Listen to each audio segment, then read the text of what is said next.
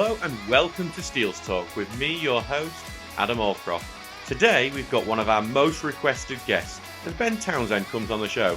Other than a brief stint away, Townsend has been our keeper for nearly 3 years now and is a fan favourite, hence why you all kept asking for me to get him on the show. We talked today about his goalkeeping influences, the move away from Stocksbridge and why he returned, plus his relationship with coach Pete Goldstraw.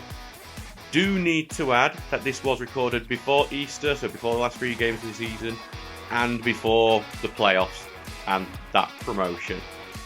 So we don't talk about that, but there's some stuff in there that's quite interesting now that you listen back to it in hindsight about the playoffs. So let's get to it and talk to Ben. And welcome Ben Townsend to Steel's Talk. Thank you very much for joining us, Ben. No problem at all, Adam. It's great. Now, you are our first goalkeeper that we've had on the show. So the question we have to ask is, why are goalkeepers, pretty much across the board, so weird?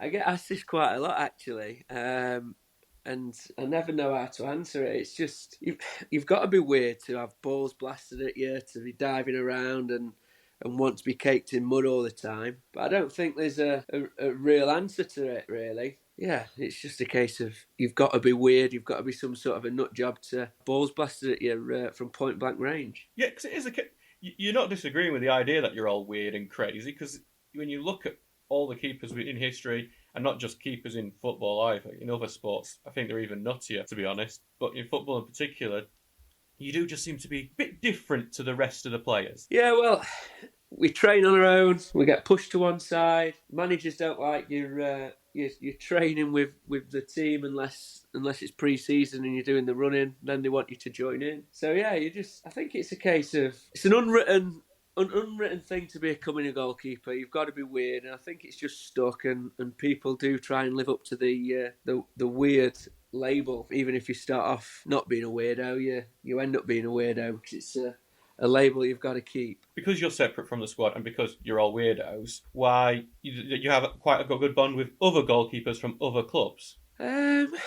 Potentially. A lot of people might disagree. I think keepers have an understanding of how hard the job and the task is to be a goalkeeper. One mistake and it's a goal, and I think we just appreciate each other in that way, and you have a good bond with keepers that way, because it's a tough task. You do have a good bond with majority of the keepers. I'm not sure Heaton Stannington keeper would agree with that, but yeah, it's it is one of those things where we do tend to all get on. But yeah, other times when you visit the North East, let's say you visit the North East as a goalkeeper, and you happen to forget all your equipment, including your football boots, your goalie gloves, the opposition goalkeeper sometimes help you out with goalie gloves, don't they?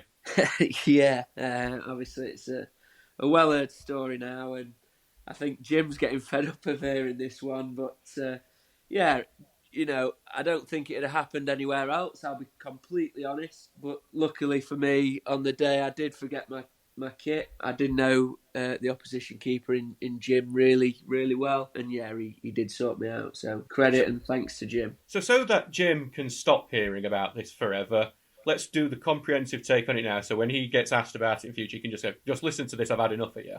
What happened that day?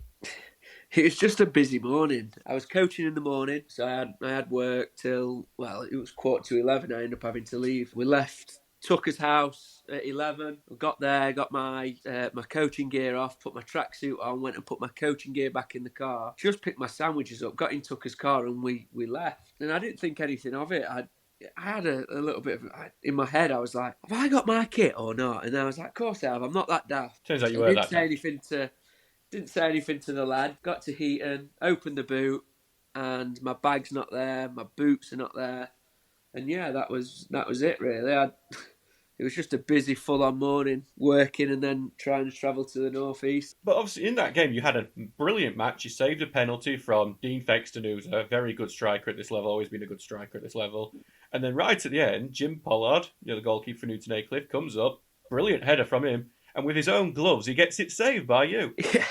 Yeah, it was a weird one. I knew I'd made one mistake in not taking my kit, so I weren't about to let the lads down and use it as an excuse. What you don't realise is the gloves what Jim did give me had seen better days. I wouldn't even training the gloves which he gave me. They was well worn. I just had to trust the hands and trust the process.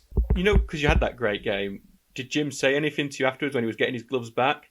To be honest, it was all a little bit quiet. It was like, I don't think their coaches were too happy about it. So it was a case of gave him back, I said thank you, and that was it. He did come in and say, "Where's that big donut?" And yeah, I handed him over and said thanks. Does he want me to sign him? And then that was it. So we'll move on from that. So Jim now, you could just link to this anytime he gets asked about it and anyone takes the mick of him for it. Just to go back right to the start of your footballing career, because when I look for it, you seem to have gone through Barnsley and Rotherham United.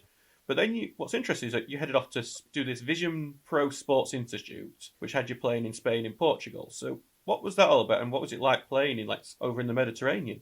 Yeah, so unfortunately, I didn't get a scholar. So I went to the exit trials. From there, there's over 700 odd people there and about 100 goalkeepers, maybe a bit less, 80 goalkeepers. And you just go, you play a few games, and scouts are there watching you and whatnot, and did really well. And I got offered a trial for Kilmarnock, so I went up there for a week. And as I was over there in Kilmarnock, Duncan Ferguson rang my mum. He originally set up this VSI, Vision Pro Sports Institute, very similar to the Glen Hoddle Academy. And yeah, he offered me a trial out in La Manga. So I went out there for a week.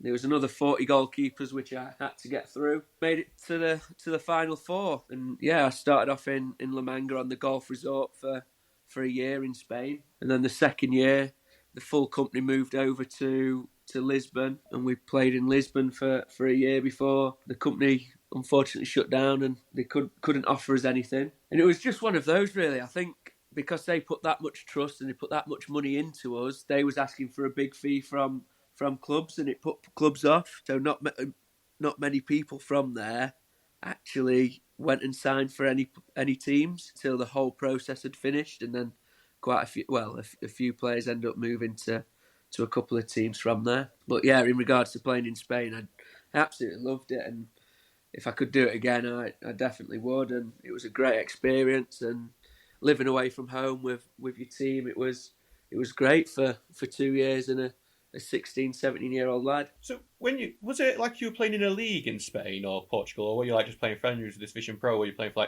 particular non-league Spanish teams? We was in, it was a proper bad league. It was a really bad league, which we was in, because they didn't know who he was. It was he was treated like a Sunday league team, and we battered teams, to be honest. But from there, with us playing the teams, we also played friendlies over in Spain against the higher teams, and more so Portugal. Played Lisbon quite a few times, and we stayed at their training complex. Played Porto a few times. We played Benfica. And we played all the big teams out there. We got tickets to the Benfica-Barcelona game in the Champions League, which was great. And yeah, it was a beautiful stadium, that. Yeah, we did quite a few stadium tours and the training facilities and their campuses, and we toured them all, and it was unbelievable. Yeah, it was great. The best thing about it, really, though, for me, was we had mentors. So they used to come out and see us. So one mentor was Mark Hughes and Stephen Warnock. Oh, wow. One was Ian Wright and Sean Wright-Phillip. And then managers going from Bobby Davidson, Mark Lillis, who was at Huddersfield. Then we had Paul Simpson, who won the Euros with the under-20s England a few years back. Won the World Cup. As a manager, he left Vision Pro when it all stopped, and he ended up going into the under-20s for England and won the World Cup with them. So yeah, we met some good people along the way, and had some good experiences. It was great. Mark Poom as well, he came out and did a few weeks coaching, and that was a good experience. Really worked with some top people. Oh, it sounds brilliant. I mean, I've been to Portugal. I've been that Benfica campus, that's where they train into. I got to go there to watch a youth match, and that is a hell of a facility. It must have been great to be there. Yeah, it was. It really was. We travelled up and down, and like I say, Porto was great. Sporting Lisbon was really nice as well, and yeah, I'm just really grateful for training on those facilities and staying over in their complexes. So when it all ends there, and you come back to England, and you're playing for teams around this way, like Henna Town and Worksop, Is it a bit of a crashing back down to earth feeling?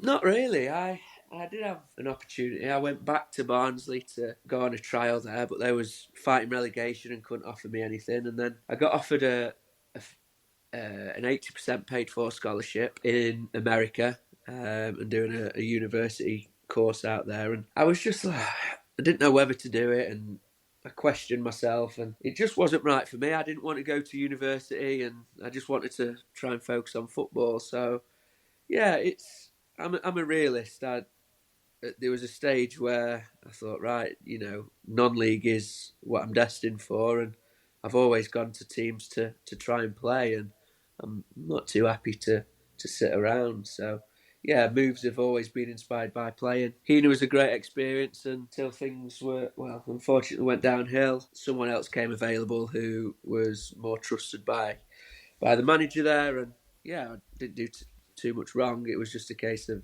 somebody else was preferred. Ilkeston, played with some great lads there, and then moved on from there and played a few times at Staveley. And I was just in and out, and Worksop as well when Mark Shaw was there and Jord Lemon was there the first time round, and Lincoln. And I just never really found a home and found a spot.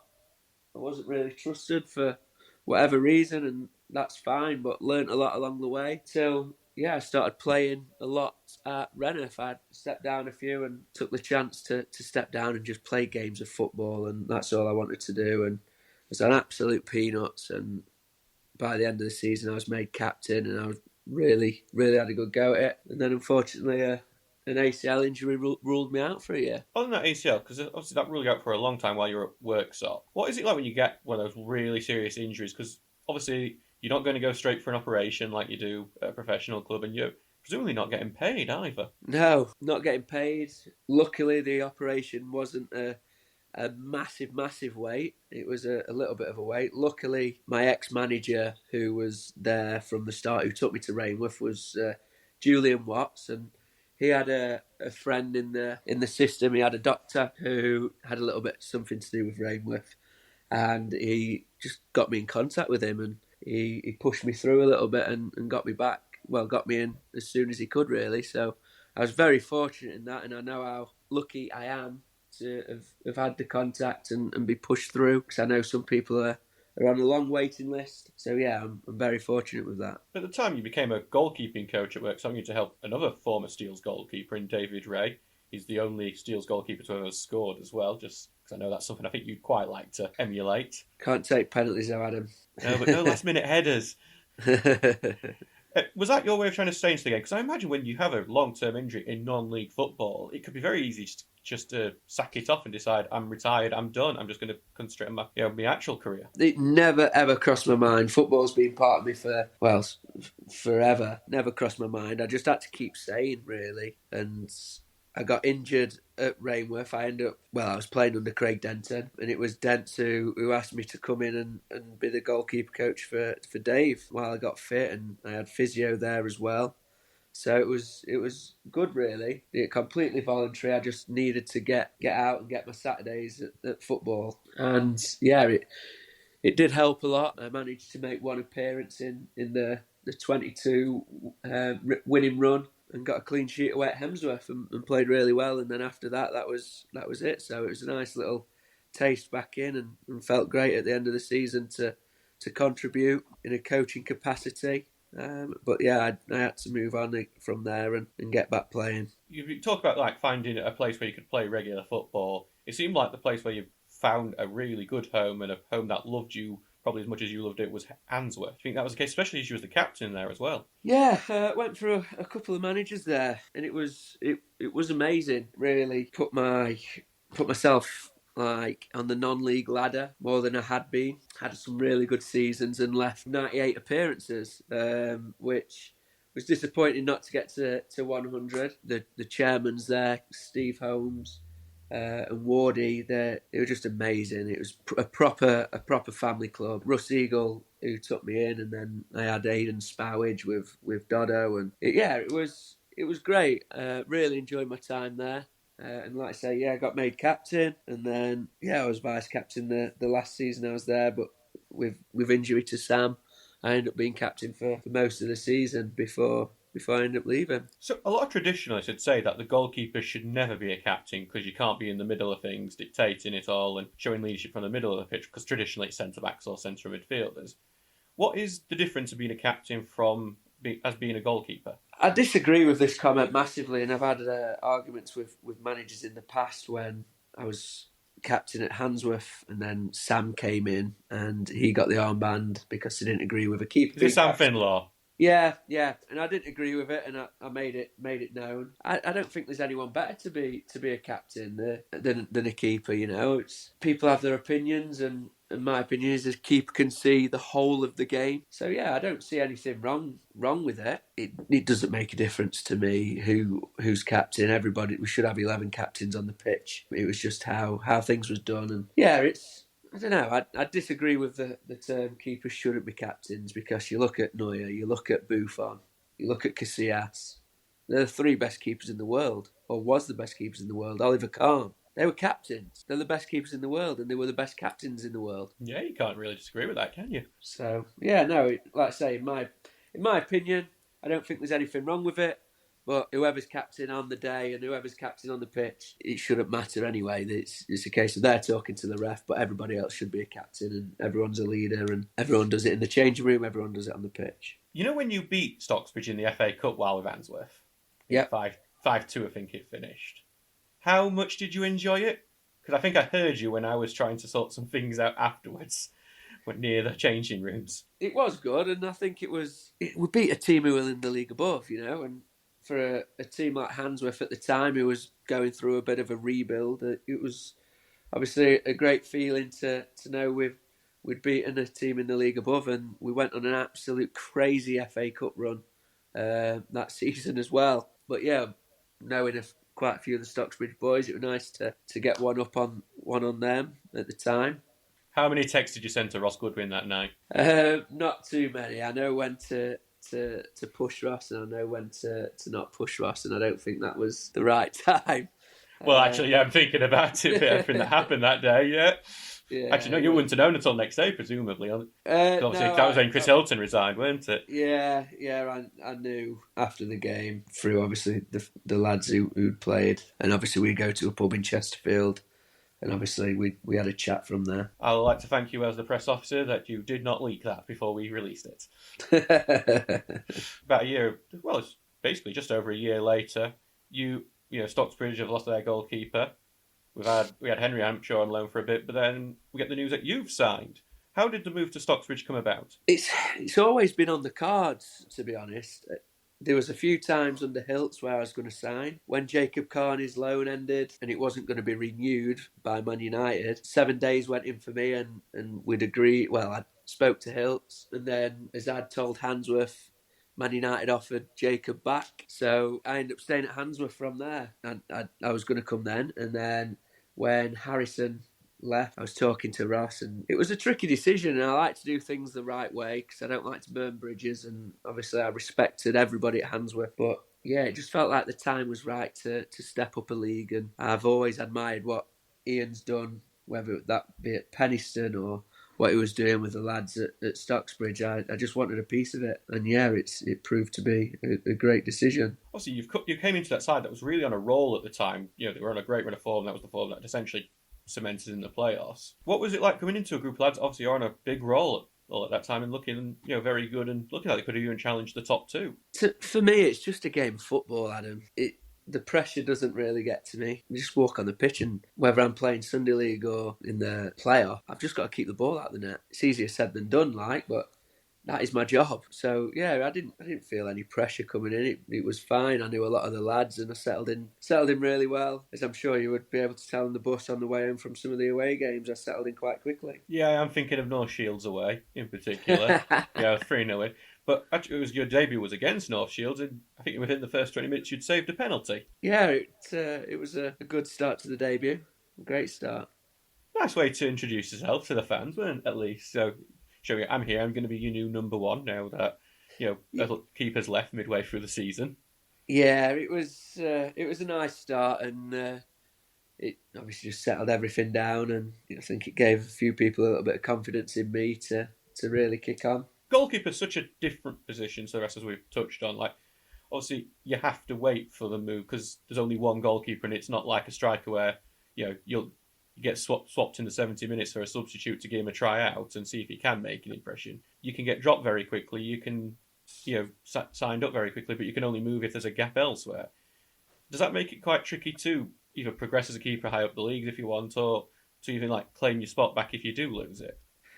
Yeah, it is tricky. Like you say, there is only one spot, and managers have a preference, and they tend to stick with that keeper, and they don't tend to change too often. So yeah, it is hard to progress, but I've managed to get to this point now, and I'm quite settled and happy. So, okay, that first season, with Stocksbridge, I say we made the playoffs. How exciting was that running, especially going up to Stockton on that Tuesday night, and we did have the shootout where you obviously not only saved a couple of penalties but scored one yourself, even if the night wasn't successful in the end. I'll trade that night again to go through and get into the playoff final. I'd trade scoring the penalty, I'd trade saving penalties, I'd do anything to get us in the final and get us promoted, and effectively that's the aim this season. But it was a great night, great achievement, and as people say, one of, if not the lowest budget in the league, and the big underdogs. And even when I was at Handsworth, we was looking at the lads, we was like, Christ, these are flying. When's it going to stop? Like, surely it can't carry on. And it just did. It was just like it was a snowball. It just carried on going. It carried on going, and it was great to be involved in at the end. Now, onto the penalties thing, because we've always known that you're a really good penalty saver. You've got a very respectable record of that, and you always seem to get one in a shootout. But when did you discover that you were really good at taking penalties too?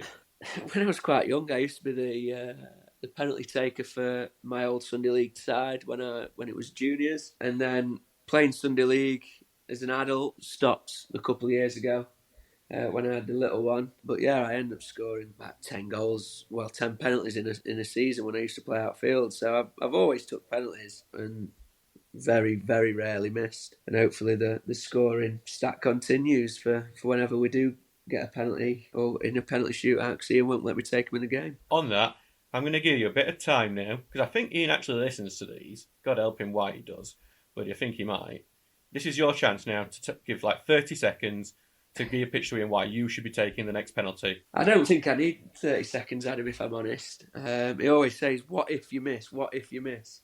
But I think it's a negative outlook on it. I'm not going to miss, so just let me take them. Have you been sending in videos? Was it Jose Luis Chilavert, was it, who used to take the penalties and free kicks over in South America? Yeah, I think it was. Free kicks was the one, and I didn't used to be bad at free kicks. They're not great anymore, to be honest. But yeah, penalties are the one. I think there has been a fan campaign, but I think you've lost out on that, especially now Luke Rawson's back in scoring them. Yeah, I tried getting a petition going, but yeah, it didn't happen. Rawson has missed a penalty this year though, so I've not.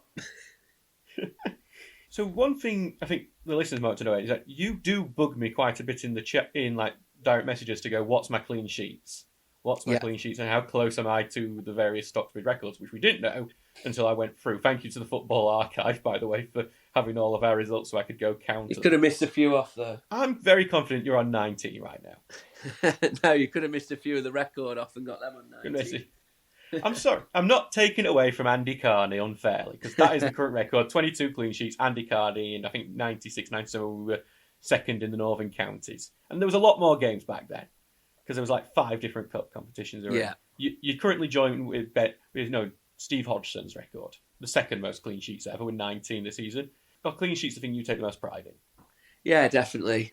To get 19, I think it's my record in men's football. I think it's, if we'd have said at the start of the season, 19 clean sheets, it'd have been absolutely brilliant. And to come in after, I think 7 games had been played, something like that, and miss those 7 and still get 19, I do think it's a great achievement, and hopefully get a couple more between now and the end of the season. But yeah, I'd have snapped my hands off at 19 clean sheets. And it'll be a proud moment come the end of the season to know I've achieved that. We did have a bit of a debate in the car school on the way to the game the other day. It was between me and Luke Rawson. Boring debate if Rawson's involved. If Luke had played in goal for a full season and I'd played up front for a full season, would I score more goals than Luke with clean sheets? Because currently I've kept more clean sheets than Luke has scored goals.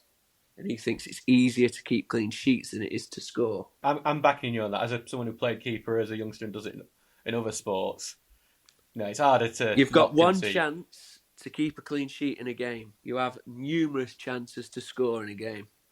It's not my fault he ducks out of the way of crosses. He didn't on Saturday. He didn't on Saturday, but that's a rarity, Adam. Yeah, his dad likes to tell him that as well. I think the argument Luke might have that he'd do it is that your defence has been very good this season. There's been a few times when we've all been discussing Man at Match Award and you've had a clean sheet, so your name comes up, and he goes, well, he didn't actually do anything because the defence just did everything. And then what people in the stands don't see is the organisation from behind the defence. I did say it on Twitter the other day, on X as it's called now, how brilliant the back four have been, especially the two meatheads at centre half. They've just grown as the season's gone on, and it's been a pleasure to play behind them, and they do make my job easier. To get 19 clean sheets, it isn't down to me, it is a team effort, and the defence have been absolutely solid, whether that be Jord Lemon or TC at right back. I think Jord was brilliant when TC was out. I think he came in and he was great as well. So it was like nothing changed. We've had a pretty set back four all season, just with a change at right back. So I do give the four of them a lot of credit. I don't give Tinks credit a lot. I like to wind him up a little bit, but yeah, he has done all right, and we've defended really well as a team. What amazes me is that you've got the two centre backs in Elliot Owen and Polly Goulden who's been there most of the season, but they're both like 19 and 20. Typically, you have one experienced one to sort out the younger one. We've got two younger ones, and they've very rarely made mistakes this year. It's kind of amazing. It shouldn't really happen. It shouldn't happen now, but I think that's the way the game's going now. You don't come up against many physical strikers, so I'm not saying defending's getting easier, but it's certainly changed. Things are going into feet more, so they've good football. They've got good football brains and deal with the ball on the floor, and when it does go in the air, they do win the fair share of headers. But I do think defending has changed quite a lot, because I think attackers have changed a hell of a lot. So they've done great, and I really wouldn't change any of them for anyone in the league. So last summer, obviously, we're coming off the back of what was a disappointing season in Stocksbridge, where we were fighting against relegation, which was not what we wanted to do after being so close to promotion the year before. Obviously, in the summer, you as well as a couple of the other lads decide you're going to make the move to Matlock Town. How has that come about? Why did you decide to go and have a go at Step 3 with Matlock? Again, it was a decision I didn't make easily. The offer, I played in a testimonial, did all right, and then it turned out that somebody playing in the testimonial was then going to be the assistant manager, and it kind of just went from there. I just thought it was the right move. I'd had conversations regards, right, it was my shirt to lose, and I'd be number one and bits and bobs like that. So with them being about 15-20 minutes from my house, it was more local, chance to play in the league above, training was closer. It just, on paper, it seems the right thing to do. It was going through a big rebuild, and I wanted to be part of that. Yeah, it was just down to being more local and hoping that me playing there, my family could come and watch more in regards to my little girl and my partner. So yeah, it just seemed the right move and the right fit all around. But unfortunately, it didn't end up being the right move all around and the right fit all around. Yeah, because what obviously happened was that they brought in another goalkeeper, a young goalkeeper on loan from a professional club, who then started the league. And you never even made a league or a cup appearance, did you, in the end?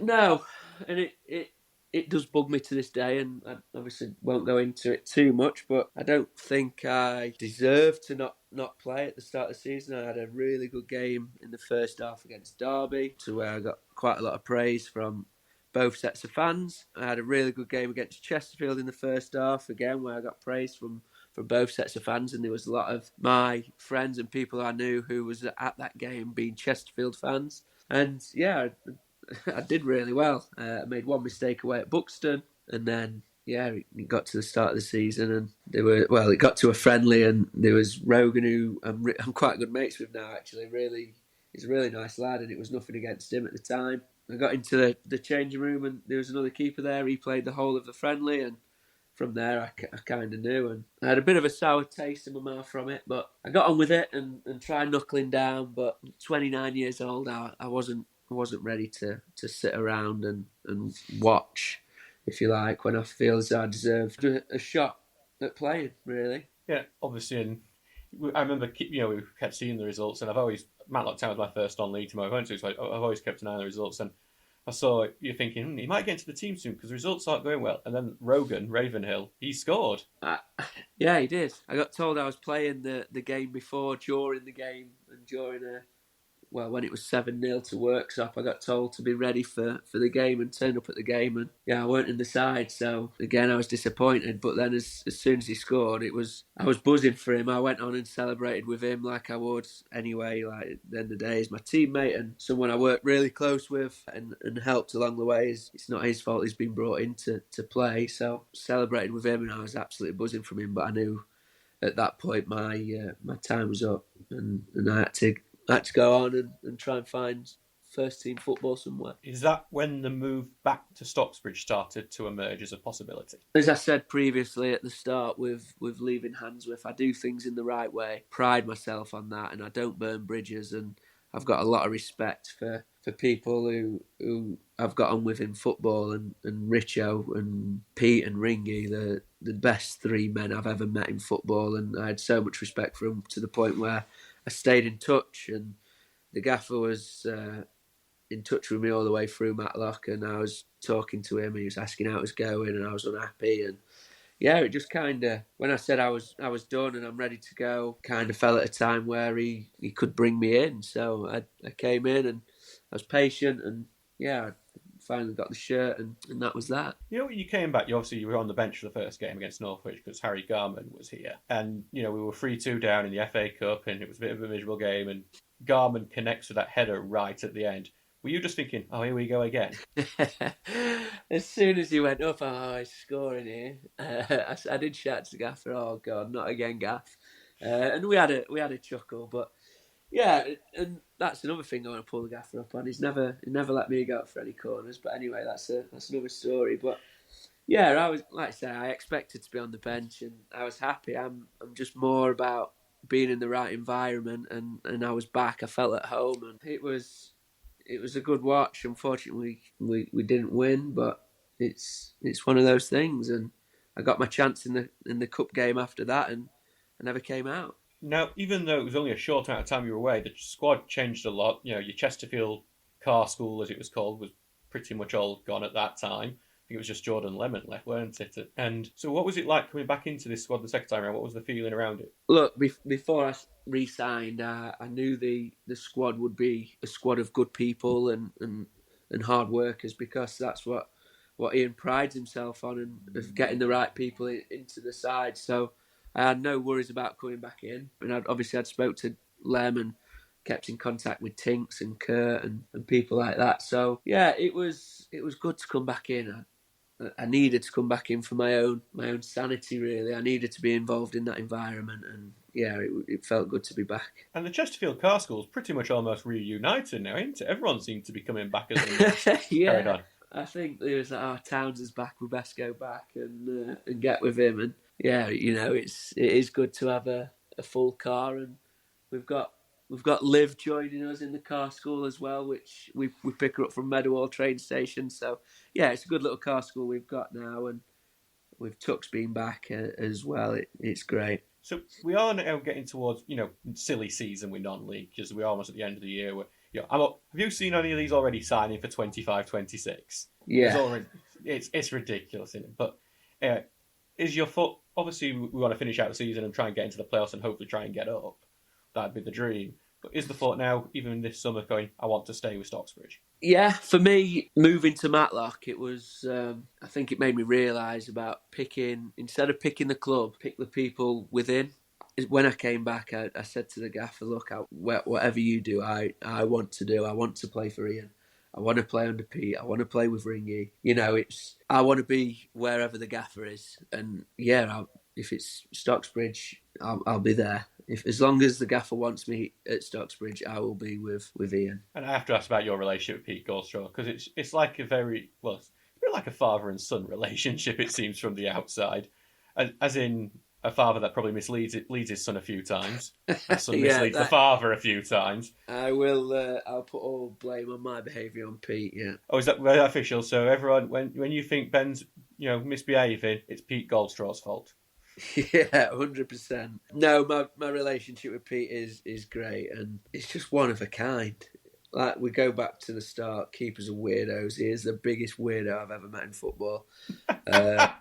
He really is, but he's the nicest, most caring bloke I've ever met, and he's a big softy, really. But yeah, he's a full blown weirdo, and it's great to have somebody who cares as much as Pete does. He cares about everything, what's going on in football. He cares off the pitch. If you ever needed anything, he's a phone call away, even though he might not answer because he's stacking some shelves at Aldi or whatever. But yeah, he's a proper, genuine, top-class bloke, and it's good to have that relationship with him. And apparently he tells me that the way he can deal with you, being you, is that he used to, when he was a photographer, he had to deal with Ben Scott, the goalkeeper, in the Vardy years, and he was even worse than you for the misbehaviour. Look, I don't know where it's come from that I'm misbehaving. I might do a few mischievous things, but yeah, there's certainly loads weirder out there. Whether people agree with that or not, I don't know, and I don't care. But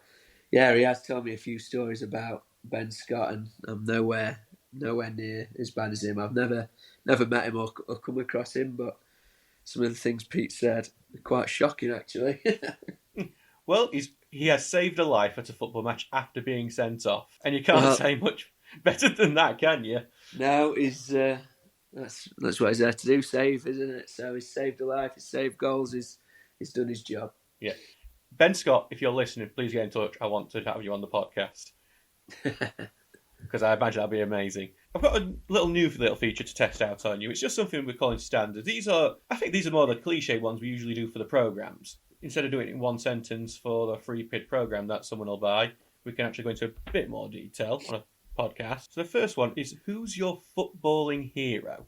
Footballing hero? Good question. It's going to be a goalkeeper, isn't it? Yeah, it is. Oliver Kahn. Between Oliver Kahn and Iker Casillas, I used to love those two keepers. But I've got a really weird like for Antti Niemi. I think it was his hair. But every time I think, who's a good keeper, Antti Niemi always comes into my head. But yeah, one of those three. But obviously being a Sheffield United fan as well, I had a big love for Paddy Kenny, to the point where my email address is still to this day Paddy Benny instead of Paddy Kenny, and I just can't be bothered to change it. And all my stuff come to that, and every time I hand my email out, I am a little bit embarrassed, like when I'm going for a mortgage or stuff like that. I'm having to hand over Paddy Benny. It's a little bit embarrassing, but yeah, there is a story behind it, and it sticks. It's because of Paddy Kenny and him being the one I used to watch often when I was a season ticket holder, and yeah, he was a top class keeper. Was it Paddy Kenny where you learned I've got to censor myself here, housery skills? I think it just comes natural to be like that. Paddy Kenny did help and watching him, but so did Oliver Kahn, because he was a big one as well. But yeah, I think just watching what keepers do, and you do pick up some good tips. As someone who was a season ticket holder in the Hillsborough Cup, I know Kenny's very good at the winding fans up when he wants to. I remember him doing that for Leeds United at the Cup, and doing things I can't really mention on here. Yeah, it's going out the game a lot, but there's a good one at the moment. Jordan Pickford and Aaron Ramsdale, they're two old school goalkeepers living in the new era of football, and they're still on top form in regards to winding Emi Martinez. Emi Martinez as well, yeah. But like I say, there's not as much going on now. There's just the odd few who do wind folk up, but yeah, it's all part and parcel. And I think Ramsdale said in a podcast not long back about him having to concentrate through and singing songs, this, that and the other. Mine is listening to what people are saying behind the net, and whatever names they call me, I listen to it, and I just have a laugh. And when we go and beat them, I can turn around and give them a smile and a wink and blow me a kiss. And yeah, listening to that, it just gets me through the game, and I enjoy it. I'd rather someone give me stick than it be quiet. Oh, imagine when you played against us for Handsworth. I know the fans who were stood behind the goal, and I imagine they said some very funny things to you. Yeah, and they do it now still, and I can hear them. Luckily, it's not to me. So, what's your favourite football moment? One you've been involved in as a player, and one as a fan. Great question. So one as a player, and you probably won't believe this, but I can get proof from an ex-Handsworth player as well, Anthony Mackie. When I was at Barnsley as a kid, we was away at Carrington playing Man United and was 1-0 down. Gone up as in the last minute and left foot half volley on the edge of the box top corner to equalise away at Man U was some feeling. As a kid as well, but yeah, it was a great feeling, and that's one I'll always remember and tell the grandkids. But and then as a fan, probably the playoffs in, I think it was either 2004 or 2006 when Sheffield United played Notts Forest in the playoffs, and Pesky Salido scored, and it was to score the winner. Bramall Lane, he whizzed off. He scored 2, and we won 4-3. It was just unreal. In fact, it was 2003, I think it was. So I was only 8-year-old, but it'll always stick in my mind of him coming on and scoring 2, running off his shirt wrapped around his head, running off doing the aeroplane. It was just a surreal game to be there and watch. I'll be honest, knowing you were a Sheffield United fan, I didn't expect you to say anything to do with the playoffs. No, yeah. After that wasn't great, but the semi-final was, I just remember it like it was yesterday. It was such a iconic game, and it was brilliant. But the other memory actually was Michael Brown's hit against Pressman on the volley at the edge of the box. That was a good one. I was there for that as well, sat in the corner with my dad and my older brother, and yeah, what a hit. You just have to bring up one of those, didn't you? There's many more as well, actually, against Wednesday. The Duffy 4-2, that was a good one. And you know, the good thing about the rivalry, really, over the last 20 years, is that obviously United had the better league positions because they've been in the Premier League, but the derbies have been pretty much even, because there's been a period where Wednesday were doing well in them. Now United's doing better in them. Yeah, well, they're good at, yeah. We've all got our chances to wind up the other, which makes for a good rivalry. We are on top, though. Okay. For the last few years, haven't we? So we'll see how the playoffs go. I know Anthony Mackie, by the way, if you're listening, I want proof of that. Yeah, I can get him send some proof in. Just the last one here. What is your biggest dream in football? Winning something, really. Obviously, at this stage of my career, that's as much as I can dream and hope for. Just winning something, whether it be promotion through playoffs or automatic, whether it be a cup, just that feeling of lifting a trophy or celebrating actually going somewhere with a group of players and a team, and hopefully in the next 3 games plus 2 we can do that. That's a massive dream, really, to push on and win something. Now, on to the final little section, so we're almost done, is the fan questions, guessing you most look forward to. Yeah, especially from Harry. You'll be glad to know that I have had to censor most of them, and most have got dropped before they've even got near me, because there's ones where it's from your other players where I don't know what it means, and I'm just terrified to know what it means, to be honest. And I've learned the old adage, if you don't want to know the answer, just don't ask the question. So, this is a nice one from Tom Hawley. What would be your Stocksbridge 5-a-side team? And you can include yourself if you want. Well, it's got to be the team that won at goals that cold, icy morning. God, yeah. Jack Tinker in goal. He was great at. He was actually, weren't he? He was great in goal. So I'd go Tinks in goal. That's as much as he gets into my team, by the way. He can go in goal. I'd have me at centre half. I'd have Kurt Turner. We had Dan Nelson and Silas, if I remember rightly, in the rest. Yeah, I'm going to change them too, actually. Poor Kurt. Dan, poor Silas. I'd have Kurt. Do I have Deeks or O'Connor at 5-a-side? Oh, I'm trying to think myself. Which one? I'd have Deeks, just so it balances it out with the left foot. I'd have Wander a left foot. Then I'd have Tucker. Now that Tucker's back, you can have him. You have to do that. It was great fun that day. Yeah, it was decent, and if I remember right, I scored the winner in the final. You did, and you can watch it all back on YouTube. So yeah, it'd be Tinks in goal, me at centre half, Deeks and Kurt in the middle, and Tucker up front. Good team, that. Silas and Dan will be CV. Yeah, well, yeah. And there's actually one other question that actually made it through that I was okay asking before, about being terrified of what the answer would be, or if I was going to get into trouble myself saying it.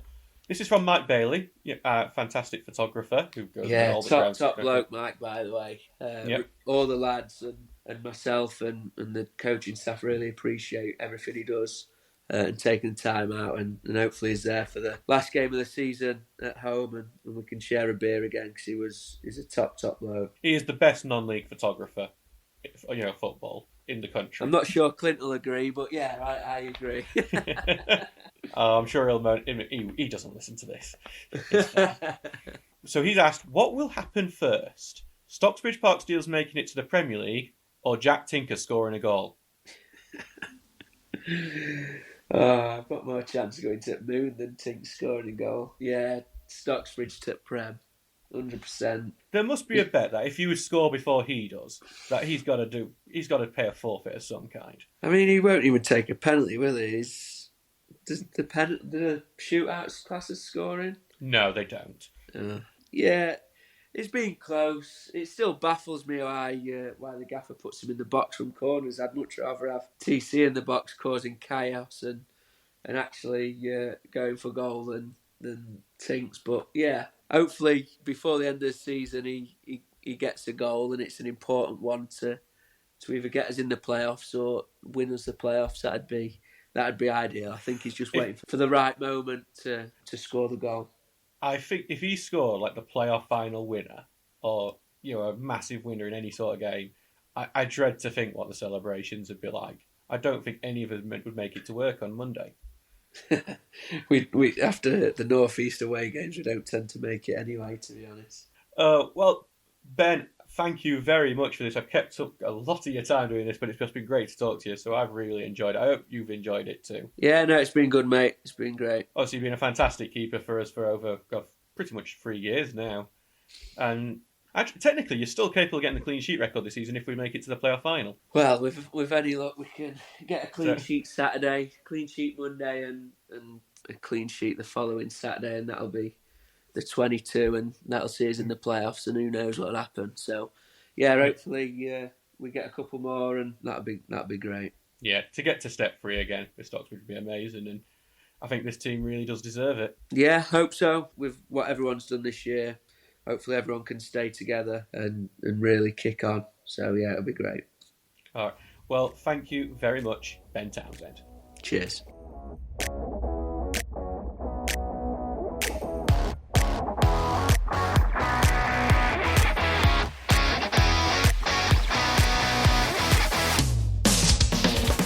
Thanks to Ben for sharing his time with us. A lot of that became much more interesting hearing it back after we got promoted through the playoffs, didn't it? Thank you all for listening. Please do like, subscribe and follow on whichever platform you listen to us on. We'd also love your 5-star reviews, which really do help to grow the podcast. We'll try to get more episodes out over the summer, so keep tuned for more. Goodbye for now.